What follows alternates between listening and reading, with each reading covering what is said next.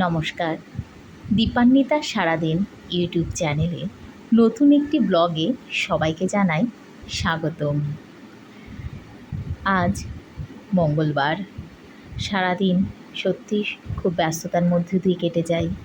একটা উপলব্ধি হয় সব সময়ের জন্য, যা কিছু নেশা, যা কিছু আমাদের সুপ্ত যেগুলো করার খুব আকাঙ্ক্ষা, সেইগুলো আমাদের কাজের সাথে সাথে না কোথায় যেন একটা হারিয়ে যায়।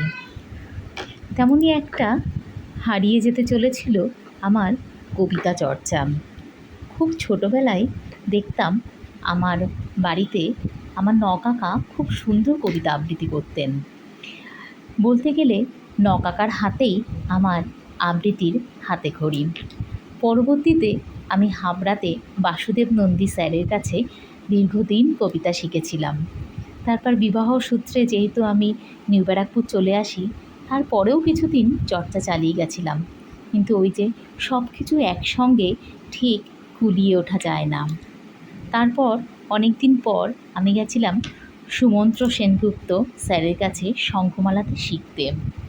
সত্যি যে আবৃত্তি চর্চার প্রতি যে আন্তরিকতা থাকা দরকার বা যে ভালোবাসা থাকা দরকার, কাজের সঙ্গে সঙ্গে আমি সেই যথোপযুক্ত সময় সত্যিই দিতে পারছিলাম না।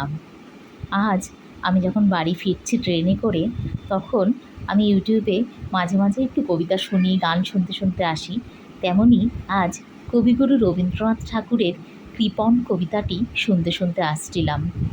এই কবিতাটা আমি অনেক আগে বাসুদেব স্যারের কাছে শিখেছিলাম, সেটাই আজ আপনাদের সঙ্গে একটু ভাগ করে নিচ্ছি। কবিতা কৃপণ, কবিগুরু রবীন্দ্রনাথ ঠাকুর।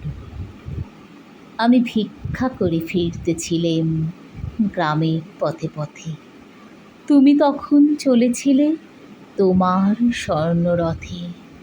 অপূর্ব এক স্বপ্ন সম লাগতেছিল চক্ষে মম। কি বিচিত্র শোভা তোমার, কি বিচিত্র সাজ। আমি মনে ভাবতেছিলাম, এ কোন মহারাজ। আজি শুভক্ষণে রাত পোহালো, ভেবেছিলেম তবে আজ আমারে দ্বারে দ্বারে ফিরতে নাহি হবে। বাহির হতে নাহি হতে কাহার দেখা পেলেম পথে। চলিতে রথ ধনধান্য ছড়াবে দুই ধারে। মুঠা মুঠা কুড়িয়ে নেব, নেব ভারে ভারে। দেখি সহসা রথ থেমে গেল আমার কাছে এসে। আমার মুখপানে চেয়ে নামলে তুমি হেসে। দেখে মুখের প্রসন্নতা জুড়িয়ে গেল সকল ব্যথা। হেনকালে কিসের লাগি তুমি অকস্মাৎ আমায় কিছু দাও গো বলে বাড়িয়ে দিলে হাত। মরি, এ কি কথা রাজাধিরাজ, আমায় দাও গো কিছু। শুনে ক্ষণকলের তরে রইল মাথা নিচু। তোমার কী বা অভাব আছে ভিখারি ভিক্ষুকের কাছে। এ কেবল কৌতুকের বশে আমায় প্রবঞ্চনা। ঝুলি হতে দিলেন তুলে একটি ছোট কণা। যবে পাত্রখানি ঘরে এনে উজাড় করি, এ কি ভিক্ষা মাঝে একটি ছোট সোনার কণা দেখি। দিলেন যারা আজ ভিখারিরে স্বর্ণ হয়ে এলো ফিরে। তখন কাঁদি চোখের জলে দুটি নয়ন ভরে। তোমায় কেন দিইনি আমার সকল শূন্য করে। অনেক দিন পর আজ আবার কবিতা আবৃত্তি করলাম। আবৃত্তি নয়, কবিতা পাঠ করলাম।